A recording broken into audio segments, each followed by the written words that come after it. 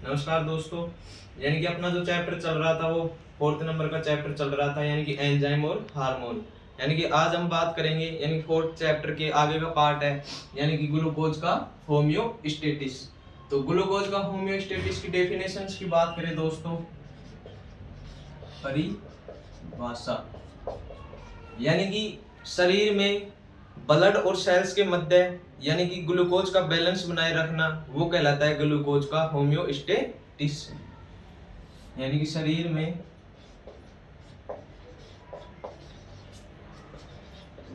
Blood एवं sales के मध्य glucose का बैलेंस, वो कहलाता है ग्लूकोज का होम्योस्टेटिक्स। अब हम इसकी डायग्राम के द्वारा इसको समझने की कोशिश करें दोस्तों। तो भोजन होता है वह, यानी कि डाइजेशन होकर उसका पाचन होकर वह ग्लूकोज में बदल जाता है, और जो ग्लूकोज या कार्बोहाइड्रेट के रूप में होता है, और कार्बोहाइड्रेट होता है दोस्तों वह ग्लूकोज के रूप में बदल जाता है, और ग्लूकोज में बदलकर यह हो जाता है दोस्तों छोटे आंत में। अब ग्लूकोज का अवशोषण होकर दोस्तों ये जाएगा ब्लड वेसल्स में, ये हो गई ब्लड वेसल, यहाँ पर इसका अवशोषण होएगा। अब अवशोषण होएगा दोस्तों तो ब्लड वेसल्स में यानी कि ग्लूकोज का लेवल होता है वह बढ़ जाएगा। अब ग्लूकोज का लेवल बढ़ जाएगा दोस्तों, इधर होती है सेल। अब ग्लूकोज का लेवल बढ़ गया तो इसको ग्लूकोज के लेवल को ब्लड वेसल्स में कम करने के लिए ये ग्लूकोज है जो सेल में चला जाएगा, और जो हार्मोन होगा वह होगा इंसुलिन। अब ब्लड वेसल्स में जो ग्लूकोज का लेवल था वो डाउन हो गया, और जो डाउन होकर वो गया सेल में। अब सेल में ग्लूकोज का लेवल यहाँ पर बढ़ जाएगा। अब ग्लूकोज को सेल में से वापस जो ले जाने का कार्य करेगा दोस्तों वो करेगा ग्लूकोजन, यानी कि जो कार्बोहाइड्रेट होता है वह ग्लूकोज के रूप में आएगा और छोटे आंत में स्टोर होएगा। अब ग्लूकोज का अवशोषण होएगा तो अवशोषण होकर वह ब्लड वेसल्स में जाएगा। ब्लड वेसल्स में जाएगा तो यहाँ पर ग्लूकोज का लेवल बढ़ जाएगा, और ग्लूकोज के लेवल वो ब्लड वेसल्स में बढ़ रहा है तो इंसुलिन हार्मोन होता है वह इसको सेल्स में भेज देता है, और सेल में फिर ग्लूकोज होता है उसको वापस जो ब्लड वेसल्स में लाने का कार्य करता है वह ग्लूकोजन हार्मोन करता है। यानी कि हम बात करें जो ग्लूकोजन का कार्य की बात करें वह ब्लड वेसल्स में ग्लूकोज की मात्रा को बढ़ाने का काम करता है, यानी कि ग्लूकोज के लेवल को बढ़ाने का कार्य करता है। और इंसुलिन की बात करें दोस्तों तो इंसुलिन यहाँ पर देखें दोस्तों, यानी कि ब्लड का लेवल बढ़ रहा था तो इसको डाउन करने के लिए जो काम में आ रहा है वो इंसुलिन हार्मोन काम में आ रहा है, यानी कि ग्लूकोज के लेवल को डाउन करने का कार्य इंसुलिन हार्मोन करता है। और बात करें दोस्तों एक होता है यानी कि सोमियोस्टेटिस, यानी कि सोमियोस्टेटिक होता है, सोमेटोस्टेटिस होता है वह ग्लूकोज और इंसुलिन के सिक्रेशन को कम करने का कार्य करता है। और एक होता है पीपी पैनक्रियास पेप्टाइड, जो पूरी डाइजेशन की प्रक्रिया होता है उसको स्लो डाउन करने का जो कार्य करता है वह पैनक्रियास पेप्टाइड करता है। अब हम बात करें दोस्तों पैनक्रियाज के हार्मोन और उसके कार्य।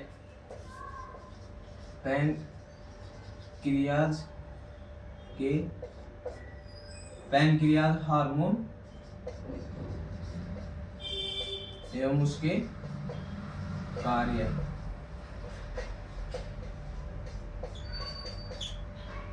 यानी कि अब बात करें हम इसकी हार्मोन की तो इधर तो जाएगा दोस्तों हार्मोन, और इस तरफ हो जाएगा स्रोत, और एक हम बात करेंगे यानी कि इसका कार्य।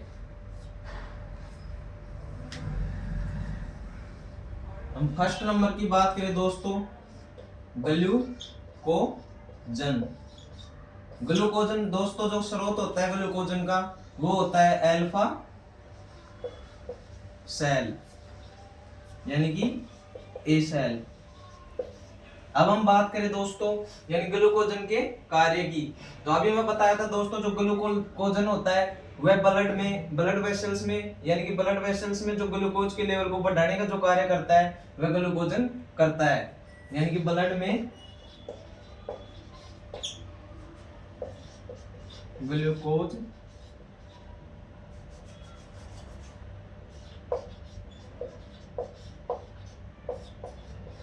के लेवल को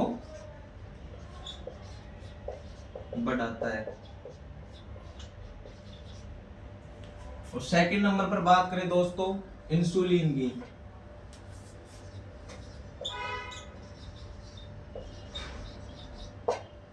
जो इंसुलिन का स्रोत होता है दोस्तों वह बीटा सेल से होता है, यानी कि बी सेल। अब इंसुलिन के कार्य की बात करें दोस्तों तो इंसुलिन का कार्य होता है यानी कि ब्लड वेसल्स में यानी कि ब्लड में जो ग्लूकोज के लेवल को कम करने का कार्य करता है वह इंसुलिन करता है, जो मैंने आपको दोस्तों ग्राफ के माध्यम से भी समझाया था। यानी कि ब्लड में ग्लूकोज के लेवल को कम करता है।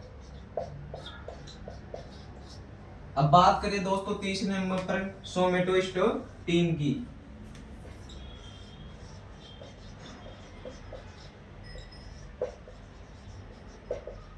तो सोमेटोस्टेटिन की स्रोत की बात करें दोस्तों तो सोमेटोस्टेटिन का स्रोत होता है वो होता है डेल्टा सेल,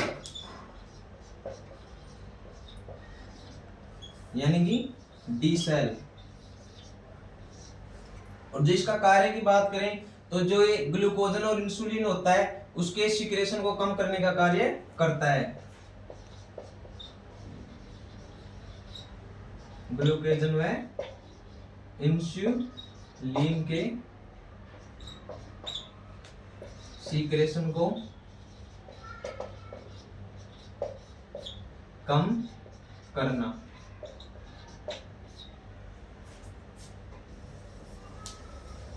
अब बात करें फोर्थ नंबर पर यानी कि पैनक्रियाज पेप्टाइड।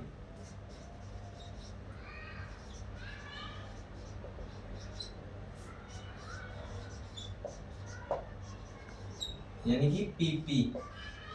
इसका जो स्रोत होता है दोस्तों वह एफ सेल यानी कि पीपी सेल।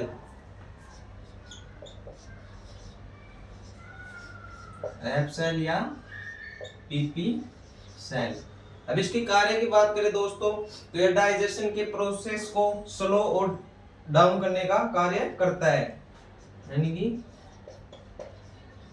डाइजेशन को स्लो करने का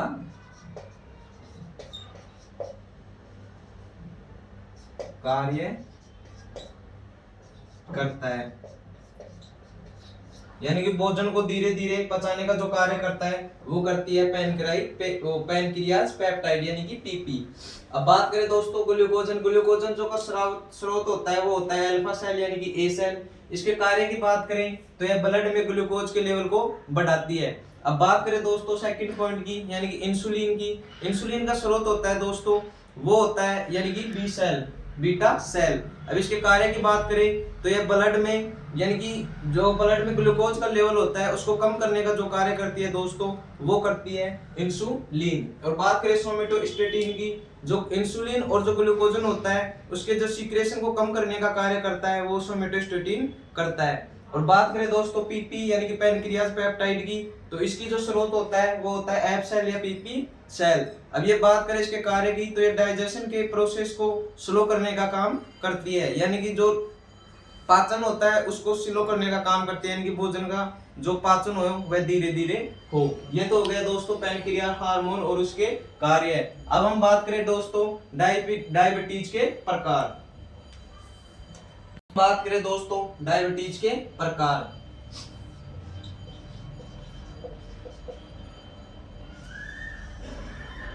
एक तो होता है दोस्तों डायबिटीज मेलाइटस, और एक होता है दोस्तों डायबिटीज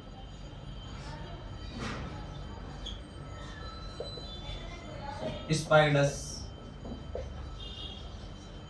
ये डायबिटीज के प्रकार होते हैं। अब इसमें फर्स्ट पॉइंट की बात करें दोस्तों, तो फर्स्ट पॉइंट है इसमें, यानी कि किसकी कमी से होता है।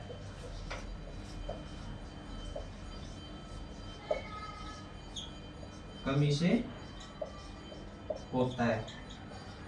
तो डायबिटीज मेलाटाइटिस होता है दोस्तों, वो होता है इंसुलिन की कमी से।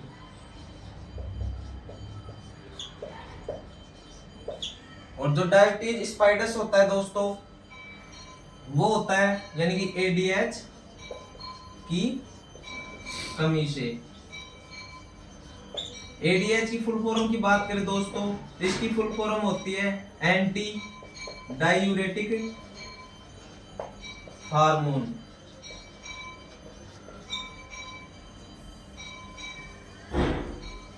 अब इसके सेकंड पॉइंट की बात करें दोस्तों, तो सेकंड पॉइंट है यानी कि लक्षण। तो एक तो होता है दोस्तों हाइपर ग्लाइकेमिया, यानी कि ब्लड में ग्लूकोज का लेवल बढ़ जाता है।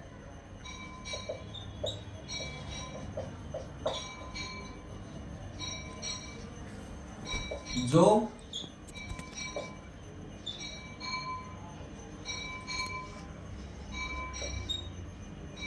ग्लूकोज होता है वह यूरिन के द्वारा बाहर आता है।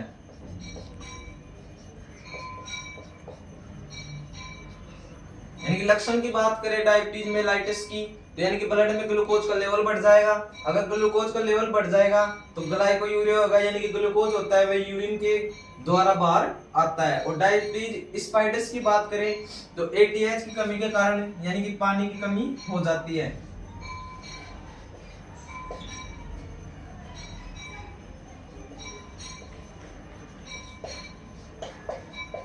कमी से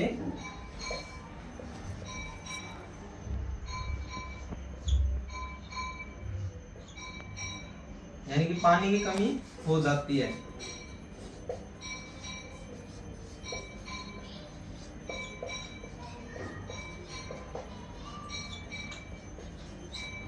अब दोस्तों जब डायबिटीज स्पाइटिस में पानी की कमी हो जाएगी तो एडीएच की कमी हो जाएगी। एडीएच की कमी हो जाएगी तो पाईयूरिया होएगा, यानी कि पॉलीयूरिया का होना, यानी कि वह बार बार मूत्र त्याग करेगा, यानी कि फिर होएगा पॉलीयूरिया। अब पॉलीयूरिया हो जाएगा दोस्तों तो उसके बाद वो करेगा यानी कि डिहाइड्रेशन।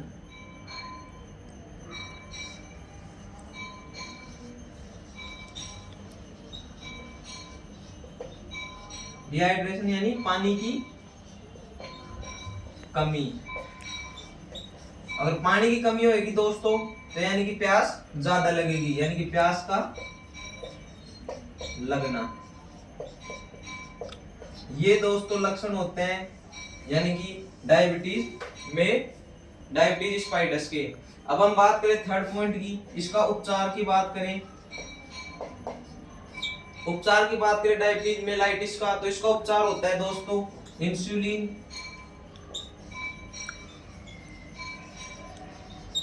हार्मोन, और इसका उपचार होता है दोस्तों एडीएच। ये है दोस्तों डायबिटीज के प्रकार, यानी कि डायबिटीज मेलाइटिस और डायबिटीज स्पाइडस।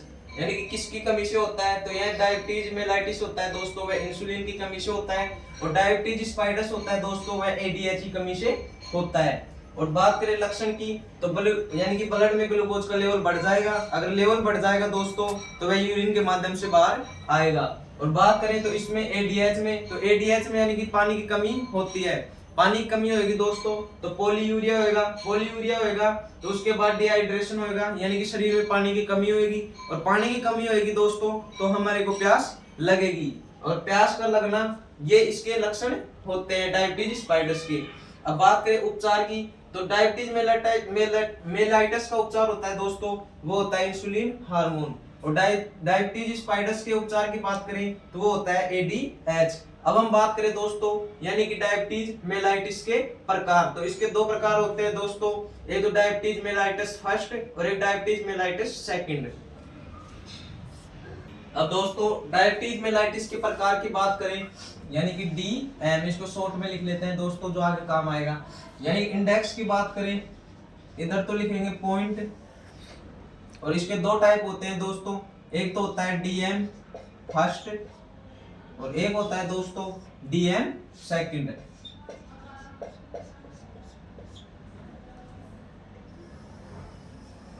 अब इसमें फर्स्ट पॉइंट की बात करें दोस्तों इंडेक्स में यानी कि इसका कारण, यानी कि DM फर्स्ट किस कारण से होता है, डायबिटीज मेलाइटिस किस कारण से होता है, फर्स्ट होता है। जो डायबिटीज मेलाइटिस फर्स्ट होता है दोस्तों उसका कारण होता है यानी कि पैनक्रियाज की बीटा सेल्स के खिलाफ शरीर खुद एंटीबॉडी बनाने लग जाता है, यानी कि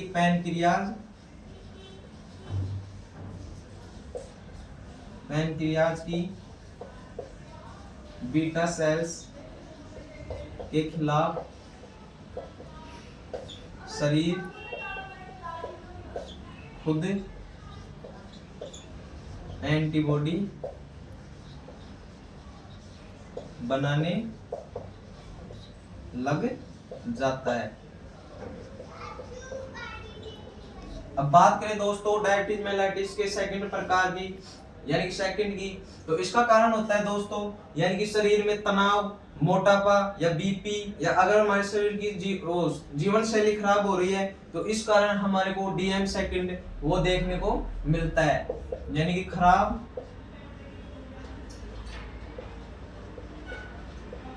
जीवन शैली,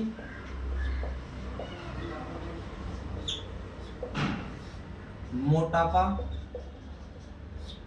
प्लस में BP बढ़ना और प्लस में स्ट्रेस यानी तनाव, इनके कारण जो इंसुलिन हार्मोन होता है वो प्रॉपर कार्य नहीं कर पाता है।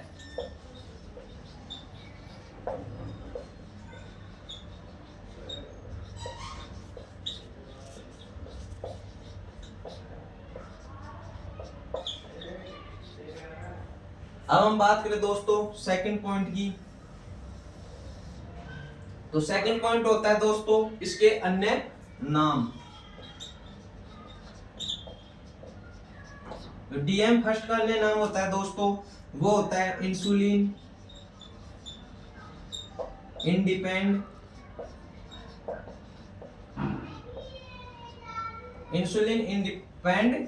DM, यानी कि IDDM,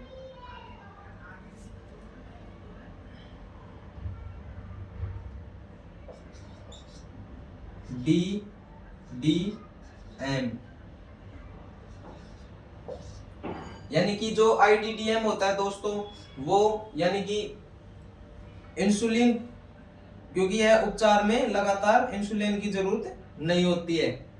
इसका नाम इंसुलिन इंडिपेंडेंट DM इसलिए होता है दोस्तों क्योंकि इसमें इंसुलिन की जरूरत होती है, वह उपचार में बार बार नहीं पड़ती है, यानी इसमें उपचार होता है दोस्तों इसमें इंसुलिन की वो बार बार जरूरत होती है, इंसुलिन की बार बार जरूरत होती है, इस कारण इसको IDDM कहते हैं, यानी कि इंसुलिन इंडिपेंडेंट DM, यानी कि इंसुलिन की इसमें जरूरत होती है वो हमारे को बार बार पड़ती है, और इसको कहते हैं दोस्तों नॉन इंसुलिन इंडिपेंडेंट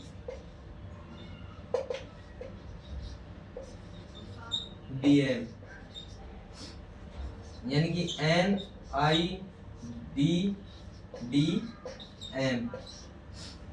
यानी कि इसको नॉन इंसुलिन इंडिपेंडेंट क्यों कहते हैं दोस्तों, जो इसमें होता है तो इसमें इंसुलिन के उपचार के लिए हमारे को बार बार जरूरत नहीं पड़ती है, इस कारण इसको नॉन इंसुलिन इंडिपेंडेंट DM कहते हैं, क्योंकि इसमें इंसुलिन की जरूरत बार बार नहीं पड़ती है। इंसुलिन के उपचार में जरूरत बार बार नहीं पड़ती है। अब बात करें दोस्तों यानी कि इसके फर्स्ट पॉइंट की कारण, तो ये पैनक्रियाज की बीटा सेल्स के खिलाफ शरीर खुद एंटीबॉडी बनाने लग जाता है। और इसमें डीएम सेकंड के कारण की बात करें तो इसमें अगर हमारे खराब जीवन शैली हो रही है, बीपी ज्यादा बढ़ रही है, मोटापा हो रहा है, या तनाव में है, स्ट्रेस में है, इस कारण जो इंसुलिन हार्मोन होता है वह प्रॉपर कार्य नहीं कर पाता है दोस्तों। और इसके अन्य नाम की बात करें तो ये होता है दोस्तों इंसुलिन इंडिपेंडेंट यानी कि इंसुलिन इंडिपेंडेंट डीएम। तो इसको इंसुलिन इंडिपेंडेंट डीएम क्यों कहते हैं दोस्तों? क्योंकि इसमें इंसुलिन उपचार के लिए इसमें जरूरत बार बार नहीं पड़ती है। और नॉन इंसुलिन इंडिपेंडेंट डीएम की बात करें तो इसमें इंसुलिन की जरूरत होती है, वह हमारे को बार बार पड़ती है, इस कारण इसको नॉन इंसुलिन इंडिपेंडेंट डीएम कहते हैं। हम अगले पॉइंट की बात करें यानी कि थर्ड पॉइंट की, तो वो है दोस्तों किस उम्र में केस ज्यादा आते हैं। अब हम बात करें दोस्तों यानी कि थर्ड पॉइंट की, किस उम्र में केस ज्यादा आते हैं। किस उम्र में केस ज्यादा आते हैं? तो डीएम फर्स्ट होता है वह दोस्तों 20 साल से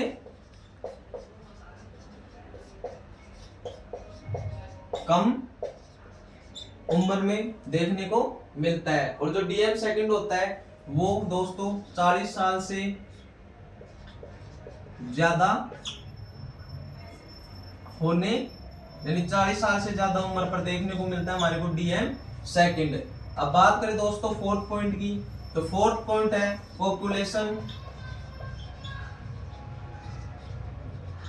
पॉपुलेशंस में केस का प्रतिशत है।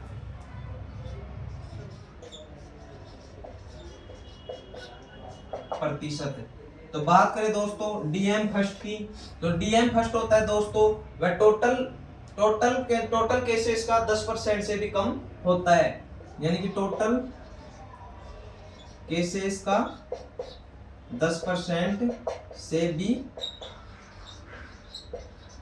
अगर मान लीजिए किसी व्यक्ति को या पूरे भारत में डायबिटीज के केस होते हैं, उनमें से सबसे ज्यादा जो डायबिटीज के केस देखने को मिलेंगे वो हमारे को डीएम सेकंड में देखने को मिलेंगे। यानी कि जो पॉपुलेशन के मान लीजिए कि 100 लोगों के डायबिटीज हो रही है तो उसमें से 10 लोगों को हमारे को डीएम फर्स्ट देखने को मिलेगा, और जो 90 लोग हैं उनमें हमारे को डीएम सेकंड डायबिटीज देखने को मिलेगी। यानी कि टोटल केस का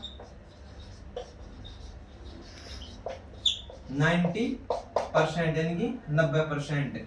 और बात करें दोस्तों इसके उपचार की, तो इसका उपचार होता है डीएम फर्स्ट का वो होता है इंसुलिन हार्मोन।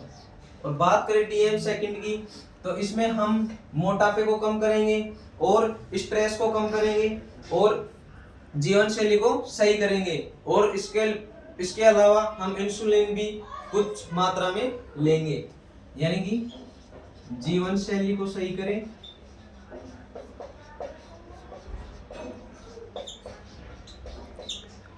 प्लस में मोटापा कम करें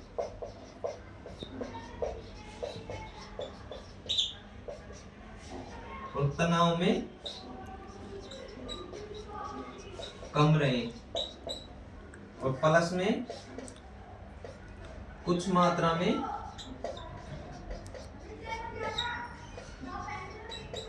इंसुलिन, इसका ये ट्रीटमेंट होता है।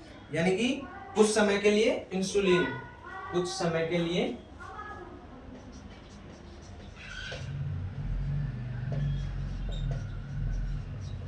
इंसुलिन।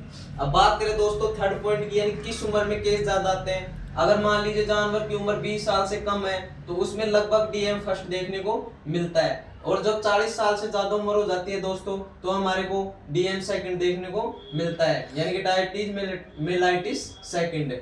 और बात करें पॉपुलेशन में केस का प्रतिशत, यानी कि अगर 100 लोगों में डायबिटीज के केस आ रहे हैं दोस्तों तो उसमें जो 10 लोग हैं वो तो डीएम फर्स्ट के मिलेंगे। और जो डीएम सेकंड है दोस्तों, उसमें जो 90% लोग बच गए वो केस देखने को मिलेंगे हमारे को डीएम सेकंड को। तो इसका टोटल केसेस का प्रतिशत होता है वह 10% से कम होता है। और जो इसमें टोटल केसेस का 90% होता है, या टोटल केसेस का 90% से भी ज्यादा होता है पॉपुलेशन का। अब बात करें उपचार की, तो डीएम फर्स्ट का उपचार होता है इंसुलिन। और बात करें डीएम सेकंड के उपचार की, तो जीवन शैली को सही करें, मोटापा को कम करें और तनाव में कम रहें और कुछ समय के लिए इंसुलिन ले। यानी कि डीएम सेकंड का दोस्तों वह उपचार हो सकता है और डीएम सेकंड का कोई उपचार नहीं है, ये तो नामात्र है। अब हम बात करें दोस्तों यानी कि टाइप्स डीएम सेकंड के लक्षण।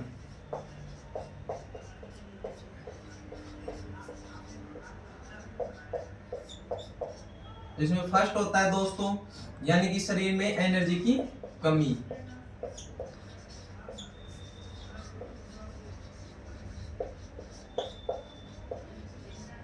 अगर शरीर में एनर्जी की कमी होगी दोस्तों तो भूख ज्यादा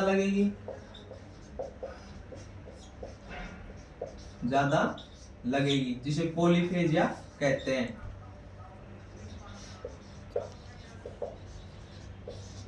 और सेकंड पॉइंट की बात करें तो ब्लड में ग्लूकोज का लेवल बढ़ जाएगा। और थर्ड पॉइंट की बात करें दोस्तों तो बार बार मूत्र का त्याग करना। यानी कि इससे जो कंडीशन हो जाएगी दोस्तों, अगर बार बार मूत्र त्याग करेगा कोई व्यक्ति तो उसमें डिहाइड्रेशन की कमी हो जाएगी। और फोर्थ पॉइंट की बात करें तो आंखों से धुंधला दिखना। ये होते हैं दोस्तों डीएम सेकंड के लक्षण। यानी कि शरीर में एनर्जी की कमी हो जाएगी। अगर शरीर में एनर्जी की कमी हो गई कोई व्यक्ति में तो उसको भूख ज्यादा लगेगी, तो उसको हम जो टर्म काम में लेते हैं वो लेते हैं पॉलीफेजिया। और बात करें ब्लड में ग्लूकोज का लेवल बढ़ जाएगा यानी कि हाइपरग्लाइकेमिया, यानी कि ब्लड में ग्लूकोज का लेवल बढ़ जाएगा। अगर ब्लड में जो ग्लूकोज का लेवल बढ़ रहा है तो उससे जो बार बार यानी कि यूरिलेशन यानी कि बार बार मूत्र त्याग करता है। और जो यानी कि फोर्थ पॉइंट की बात करें दोस्तों तो उस व्यक्ति को आंखों से धुंधला दिखाई देता है। तो ये बात हो गई दोस्तों डीएम सेकंड के लक्षण। तो मिलते हैं दोस्तों नेक्स्ट वीडियो में, इसी के साथ बने रहिए हमारे यूट्यूब चैनल पर। धन्यवाद।